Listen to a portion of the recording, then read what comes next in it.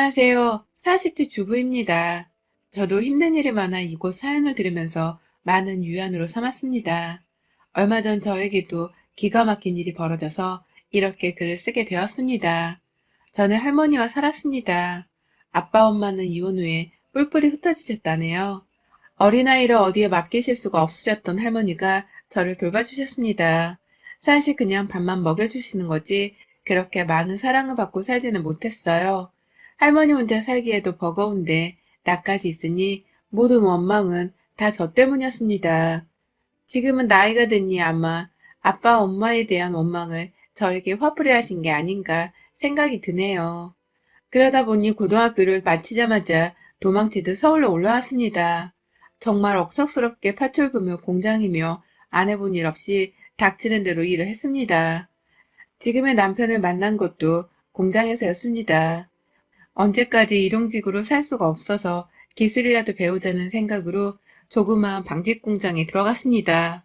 재봉틀 기술도 익히면서 돈도 벌고 식사와 잠자리까지 제공해 주어서 나름 만족하며 지냈습니다. 하물며 그때는 동대문이 호황이었던 때라 일거리는 넘쳐나고 직원은 항상 모자랐습니다. 저는 돈도 벌고 기술도 익히는 게 목표였기 때문에 정말 온종일 일했습니다. 햇볕도 들지 않는 재봉틀 소리만 들리는 지하에서 종일 일만 했습니다. 항상 먼저 일을 시작하고 제일 늦게까지 일을 하는 것도 저였습니다. 우리 김양 같은 직원만 몇 명 더 있어도 내가 정말 편하게 일하겠는데. 항상 고마워요, 김양. 마감 촉박한 건 항상 김양 차지네. 펑크 안 내고 잘해주고 있어요. 기술도 금방금방 배우고 복덩이가 굴러 들어왔어. 사장님은 나이가 좀 있는 편이었어요. 항상 웃는 얼굴로 직원들 간식도 사다 주시고 너무 오래 지하에 있으면 건강 해친다고 낮에는 강제로 밖에 나가서 햇볕도 쬐고 휴식을 하게끔 해주셨어요. 글쎄 전에 부인도 여기서 일을 했는데 맨날 지하에서 일만 하다가 폐병에 걸려서 죽었대. 그래서 저렇게 철저하게 직원들 건강관리 시킨대. 같이 일하는 언니들을 통해 사장에 관한 이야기를 가끔 들을 수 있었습니다. 저는 저랑 나이 차이도 많이 나고 솔직히 아직 남자를 생각해 본 적도 없었습니다. 오로지 목표는 조그마한 단칸방을 마련하고 번듯한 직장을 가져보는 게 현재의 현실적인 소원이었습니다. 혹시 김양, 남자친구는 없어? 어머, 사장님, 저 여기서 거의 24시간 있어요. 제가 언제 남자 만나러 나가는 거 보셨어요? 갑자기 실없는 소리 하세요. 사장님과는 꽤 아주 친해졌습니다. 이곳에 오기까지 참 다양한 사람들을 만났는데 사실 일이 힘든 것보다 사장과의 문제 때문에 그만두는 경우가 더 많더군요. 어린 여자애라고 깔보고 제때 돈을 주지 않는 곳도 있고 날 한번 어찌해보려는 남자 사장들도 많았어요. 사장님은 거의 매일 붙어 있었는데 저에게 한 번도 출근되거나 이상한 행동을 하지 않고 마치 여동생 대하듯이 저에게 편하게 대해주셨어요. 항상 너무 일만 하면 병 생기니 나가서 놀기라도 하라고 용돈도 쥐어주곤 하셨지요. 혹시 말이야, 나는 어때? 아니, 당장 어떻게 하자는 건 아니고 나랑 영화도 보러 다니고 하면서 차츰 알아가는 거 어떤가 해서. 나는 김양이 정말 마음에 들거든. 아, 그렇다고 뭐 이상하게 생각하지도 말고 그냥 순수하게 관심을 표현하는 거야. 나이 많은 사별남이라고 싫다고 하면 내가 더는 이야기하지 않을게. 사장님은 어느 날 난데없이 저에게 고백을 해왔습니다. 사장님, 사실 저 남자에 대해 한 번도 생각해 본 적 없어요. 정말 먹고 살기 힘들어서 누구와 뭘 한다는 생각 자체를 안 했어요. 그래서 연인 그런 거 말고요. 그냥 서로 알아가는 정도가 좋을 것 같은데. 저는 솔직한 심정을 이야기 드렸어요. 제가 남자를 사귀어 본 적도 없고 그렇다고 덥석 사귀자고 할 수도 없었어요. 사실 좀 무서웠거든요. 내가 싫다고 하면 갑자기 태도가 돌변해서 쫓아내지는 않을까 하는 심정이었어요. 지금 일하는 데가 여태까지 일했던 중에선 제일 벌이도 좋고 나름 만족하고 지냈으니까요. 사장님과 전 그렇게 데이트를 시작했어요. 그렇다고 대단한 건 아니었고요. 가끔 일이 없을 때 영화도 보고 서울 시내 구경도 하고 만난 것도 먹으러 다녔어요. 서울 와서 처음으로 이런 여유를 가지는 게 나름 행복하더군요. 사장님은 저에게 함부로 대하지도 않았어요. 항상 예의를 지키고 저를 어찌하려고 하거나 하지는 않았어요. 그러니 저는 사장님에게 더 믿음이 갔어요. 이런 거 물어봐도 되는지 모르겠는데 전부인은 어떻게 되신 거예요? 직원들이 말하는 게 다 틀리더라고요. 사장님에게 직접 듣고 싶어요. 곤란하시면 안 해도 돼요. 하긴 직원들이 수군거리는 거 나도 들었어. 나도 조금씩 들었는데 다들 잘못 알고 있더군. 내가 굳이 나서서 해명하기는 이상해서 그냥 듣고만 있었어. 사장님에게 전부인의 이야기를 듣게 되었습니다. 원래 아픈 친구였어. 여기 오기 전부터 많은 공장들을 돌면서 햇볕 없는 지하에서 오래 지내다 보니 병이 깊어진 거지. 꽤 예쁜 사람이었어. 난 첫눈에 반했지. 그런 친구를 병으로 보낼 수 없었어. 내가 결혼해달라고 거의 매일 사정하다시피 쫓아다녔지. 결혼해서 내가 고쳐주고 싶었거든. 근데 결혼하고 2년 만에 세상을 뜨게 됐어. 사람 일이라는 게 인력으로는 안 되는 게 있더라고. 참 마음이 따뜻한 사람이었습니다. 그때부터였던 것 같아요. 이 사람이라면 내 평생을 맡겨도 되지 않을까라는 생각을 했어요. 사실 사장님이 현재 저로서는 감지덕지였죠. 나이 차이야 뭐 별거인가요? 살다 보면 같이 늙어갈 텐데요. 저는 제 이야기를 해주었어요. 여태 누구에게도 제 이야기를 하지 않았거든요. 제 조건을 듣고 아니다 싶으면 이쯤에서 끝내자고 했어요. 더 관계가 깊어지면 저도 힘들 것 같더라고요. 사장님은 아무 상관없다고 하셨어요. 하물며 자기가 나이도 많고 한 번의 사별 경험도 있는데 받아줘서 고맙다고 해주셨어요. 우리는 그렇게 정식으로 사귀게 되었어요. 물론 회사에는 절대 말하지 않기로 하고 몰래몰래 만났죠. 제 인생의 가장 아름다운 때였어요. 여태껏 정말 외롭게 혼자의 힘만으로 헤쳐나간 인생을 살았다가 누군가가 내 옆에서 나를 지지해주고 도와주는 사람이 있다는 게 이렇게 든든한지 처음 알았어요. 하지만 역시 행복이 찾아오면 불행도 같이 오나 보더군요. 저의 이런 행복한 기분은 미래의 시어머니를 만나는 순간 무참하게 깨졌어요. 그래, 너는 어떻게 된 애가 결혼한다고 데려오는 여자마다 이 모양이냐? 처음엔 병 걸린 년이더니 이제는 고아야? 너도 참 가지가지한다. 이젠 나도 너랑 더 말싸움 하기도 싫다. 둘이 살던지 뭐하던지 신경 안 쓰련다. 내가 참 기가 차서 말도 안 나온다. 이런 애를 신부감으로 데려와서 이 어미 속 타서 죽는 꼴을 보려고 하는 거냐? 첫인사 자리에서 악담을 퍼붓더니 자리를 박차고 나가버리셨어요. 아, 예상은 했지만 이번엔 정말 심한데? 사장님은 예상은 했었는지 한숨만 쉬시더군요. 이 정도였으면 저한테 이야기해 주셨어야죠. 사실 앞에서 저런 이야기는 처음 들어보네요. 그러게, 나도 이 정도일 줄은 몰랐어. 예전에 나한테만 따로 온갖 욕을 하셨지 저렇게 당사자 앞에서 해대시는 건 처음 보네. 난감해하는 사장님을 보니 안쓰러웠어요. 저에게 많이 미안해 하셨고요. 제가 좀 노력해 볼게요. 오늘 처음 봤잖아요. 아마 전부인 때문에 많이 화가 나신 것 같아요. 솔직히 저도 조건이 그리 좋지 않은 건 알고 있어요. 어느 정도 감수해야 한다고 생각은 하고 있었어요. 저는 어떻게든 어려움을 헤쳐나가는 데는 자신 있었습니다. 장래 시어머니가 저의 본 모습을 보면 인정해 주실 거라고 굳게 믿었습니다. 저도 여태 호락호락하게 인생을 산 것은 아니었거든요. 우리는 결혼식도 하지 않고 그냥 제가 남편 집으로 짐을 옮겨서 신혼생활을 시작했습니다. 남편은 저에게 면사포를 씌워주지 못해서 미안해했어요. 저희는 조촐하게 성당에 나가 신부님 앞에서 혼인서약을 하고 부부의 연을 맺었어요. 나는 이 면사포가 제일 마음에 들어요. 가끔 마음에 울분이 쌓였을 땐 새벽에 성당에 나가면 마음이 차분해지더라고요.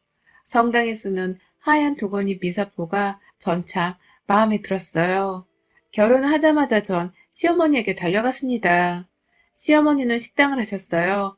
저는 이미 식당 일도 해봤던 터라 시어머니가 일을 시키지 않는데도 알아서 일했습니다. 시어머니는 처음에 아예 거들떠도 안 보셨죠. 아마도 저러다 말겠지 했을 거예요. 그런데 하루 이틀, 한 달이 넘어가자 반응이 보이시더군요. 아유, 정말 사장님, 저렇게 잘 보이라고 노력을 하는데 좀 봐줘요. 씩씩하게 일도 잘하고 아주 진국이구만. 요즘 세상에 저런 며느리가 어딨어. 마음에 안 들면 반품해. 우리 아들하고 살게 하게. 저런 며느리 있으면 난 떠받들고 살겠네. 누구 며느리한테 실없는 소리 하는 거야? 반품이라니. 우리 아들내미가 잘나니 저런 애가 들어온 거지. 당신네 아들이랑은 어림도 없어. 저는 그런 이야기를 들으니 어느 정도 마음이 풀린 것 같아서 다행이었어요. 온갖 구박을 받으며 버텨온 시간에 보상을 받는 것 같아서 너무 기뻤습니다. 저는 그렇게 자연스럽게 시어머니 식당에 없어서는 안 될 사람이 되었어요. 시어머니는 철저해서 술 심부름은 절대 안 시키셨어요. 그래서 3, 4시만 되면 퇴근하라고 했지요. 저는 그렇게 시어머니와 조금씩 가까워졌어요. 그런데 결국 사건은 터지고 말았어요. 일단 사람을 한번 무시하니 그래도 노여움을 풀기는 했지만 순간순간 튀어나오는 말에 계속해서 상처받더군요. 문제의 사건은 김장하면서 벌어졌어요. 식당을 오래 하셔서인지 식당에서 김장하는 날은 마을 김장날이었어요. 아예 트럭 몇 대를 불러서 단체로 김장을 하셨어요. 그러다 보니 온 동네 분들이 다 모인 거죠. 저는 새벽부터 모든 재료를 다듬고 김치를 소금물에 담가두느라 꼬박 날밤을 새야했어요. 이런 이 많은 거를 혼자 다 했어? 세상에나. 올해는 왜 도와달라고 전화를 안 하네 했더니 새댁이 이 많은 걸 다 해놨네. 어머 어머 세상에. 아주 깔끔하게 정리도 다 해놨네. 그러게 저렇게 예쁜 며느리인데 뭐가 골이 났는지 그렇게 구박을 해대더라고. 심술꾸러기 옆에네 같은 이라고. 아니 옆에 애들이 정말 왜 남의 집 일에 끼어들어? 내가 시켰어? 너 말 바로 해라. 내가 너 이렇게 하라고 내가 시키더냐? 아니요 어머님 제가 한 거예요. 아주머님들 싸우지 마시고 어서 자리 잡고 하세요. 제가 따뜻한 커피 타드릴게요. 아슬아슬했지만 그래도 저는 최대한 밝게 보이려고 했어요. 괜히 분위기 안 좋게 하기 싫었거든요. 그런데 문제는 역시 아주머니들이 많이 모이니 말이 문제였죠. 아니 말이 나와서 그렇지 나이도 많고 사별까지 하는 아들내미 구제해줬더니 어떻게 저렇게 시집살이를 시킨대. 이봐 요즘은 시엄마가 눈치 보면서 사는 세상이야. 어떤 세상이라고 저렇게 조선시대처럼 종부리들 하려들어. 성격 참 이상한 여편네네. 그러게 내 말이 전부인도 이쁘장하니 사근사근 하던데 그렇게 못살게 굴어서 죽었더니만 또 사람 하나 잡는 거 아닌지 몰라. 아들 하나 있다고 옛날부터 그렇게 유세를 떨더니 아들이 변변치 못하니 남들한테 화풀이 하는 거지. 저 옆에네 옛날부터 그랬어. 동네 아주머니들은 다들 한 소리씩 해댔어요. 아무래도 오랫동안 살다 보니 그렇게 서로 흉도 보고 하며 지내셨겠죠. 그런데 시어머니는 아들 욕까지 나오자 해서는 안 될 말을 해버리셨어요. 아니 이놈의 옆에 애들이 김장 와서 못하는 소리가 없네. 내가 말을 안 하려 했는데 저애 일가 친척도 돈도 한 푼 없는 애야. 그런 애 구조해 주는 건데 너희가 뭘 좀 안다고 이래라 저래라야. 아휴 정말 차라리 전애에는 이쁘장하기라도 했지. 어디서 굴려먹고 온지 근본도 없는 애 데려다가 먹여주고 재워주고 내가 왜 아들 욕까지 먹어야 하는지 내가 속이 터져 죽겠네. 그 말에 시끌시끌하던 아주머니들은 일순 조용히 지셨어요. 일부는 혀도 끌끌 차셨고 고개를 돌리고 아예 외면하는 아주머니들이 대부분이었죠. 시어머니도 일순 해서는 안 될 것까지 해버리셨다 느끼셨는지 저를 쳐다보셨어요. 저는 갑자기 너무 서러웠어요. 그렇게 잘 보이려고 기를 쓰고 노력을 했는데 다시 날아오는 건 여전히 냉대와 비난이라 더는 못 참겠더군요. 결국 전 눈물을 터뜨리고 그 자리를 박차고 나와야 했어요. 저저 내가 사고칠 줄 알았어 이 미친 여편네야. 너도 혼자 애 낳고 키워봤으면서 어찌 그리 상처 주는 말만 골라서 하냐. 내가 그러게 항상 너 말 조심해라 했지. 어쩌나 에이구 저거 평생 간다. 시어머니도 뭔가 큰 실수를 하신 거를 깨달았을 겁니다. 입 밖으로 꺼내도 될 이야기가 있고 조심해야 할 이야기가 있는데 동네 사람들이 다 있는 앞에서 너무 심한 말을 뱉어버린 겁니다. 저는 그날 집으로 와 이불을 뒤집어 쓰고 펑펑 울었어요. 처음으로 날 버리고 가버린 엄마 아빠가 너무 싫었고 항상 날 구박하던 할머니가 미웠어요. 저는 누구에게나 구박만 받고 자라야 하는 사람이냐 하는 자괴감까지 들더군요. 그리고 며칠을 알아누웠어요. 남편은 그런 저에게 몇 번이고 무슨 일인지 물었지만 저는 대답을 할 기력도 없었어요. 정말 여태 살아오면서 받았던 가정 구박들이 생각나면서 제가 살아왔던 세월이 다 부질없게 느껴졌어요. 그러고 누워있는데 밖이 좀 소란스러웠어요. 아가가 아프다고? 김장할 때 무리해서 병이 났나? 시어머니가 오신 것 같더군요. 혹시 무슨 일 있었어요? 김장하고 와서 이불 뒤집어 쓰고 벌써 이틀째예요. 약 먹으라는 이야기도 안 들어요. 어머니, 또 무슨 말 하신 거 아니에요? 아니, 내가 좀 화가 나서 좀 막말을 했는데. 아니, 어머니, 정말 너무하시네요. 저 사람 어머니 마음에 들려고 그렇게 노력하는데 어떻게 그날 이후로 바뀌신 게 없어요. 저 사람 매일 새벽같이 식당 갔다가 저녁에 와서 우리 공장이라고 우리 집 종처럼 일했어요. 고마워하지는 못할 망정 왜 그렇게 구박하세요? 아니, 내가 옆에 애들하고 싸우느라 좀 말이 헛나왔어. 어머니, 가세요. 우리 여기서 끝내죠. 어머니는 정말 구제불능이에요. 제 전부인도 그렇게 마음에 안 든다고 아픈 사람을 괴롭히더니 이제 저 사람한테까지? 어머니, 그냥 내가 싫은 거죠? 우리 앞으로 얼굴 보지 말고 삽시다. 나도 이제 지긋지긋해요. 아니, 엄마한테 무슨 연을 끊고 살자니? 아무리 엄마가 잘못했기로서니 네가 그게 엄마한테 할 소리냐? 그럼 어머니가 저 사람한테 하는 이야기는 해도 된 소리예요? 저 사람 어머니한테 그런 말 들을 사람 아니에요. 어머니가 저 사람 인정 안 하니 저도 어쩔 수 없어요. 아예 우리 안 보고 사시죠. 시어머니는 너무 당황하신 것 같더군요. 한동안 정적이 흘렀어요. 아픈 와중에도 이건 아니다 싶더군요. 저는 힘겹게 일어나야 했어요. 어머니 오셨어요? 들어오세요. 시어머니는 남편 눈치를 보더니 잽싸게 들어오시더군요. 저는 무릎을 꿇고 말씀드렸어요. 어머니, 제가 마음에 안 드신 거 알고 있어요. 그런데 근본이 없는 사람 아니고요. 어머니, 아빠, 엄마, 할머니 계세요. 다만 사연이 있어서 따로 살고 있을 뿐이에요. 그리고 저 고등학교만 나와서 서울로 혈연단신 올라와서 여태까지 안 해본 일이 없이 살았어요. 그런데 한 번도 몸 허투루 굴린 적 없고요. 저 사람이 내 첫사람이에요. 그런 것까지 의심하면 전 이 집에 더 있을 수가 없네요. 저도 사람인지라 이제는 더 어떻게 해야 할지 도저히 모르겠네요. 짐 싸서 나가라고 하면 제가 나갈게요. 저 때문에 가족의 분쟁이 있는 건 저도 원치 않아요. 저는 눈물을 뚝뚝 흘리며 그간 시어머니에게 하고 싶은 이야기를 해드렸어요. 남편도 저만치 해서 눈물을 흘리며 서 있더군요. 음, 내가 뭐라든, 아니 그냥 옆에 애들이 하도 입방정을 떨어서 내가 말이 헛나왔다. 미안하다. 내가 원래 말실수가 잦아. 네가 이해해라. 그건 그렇고 정말 우리 아들이 처음이었냐? 그러면서 아들을 쳐다보시더군요. 아마도 남편에게 물어보신 거겠죠.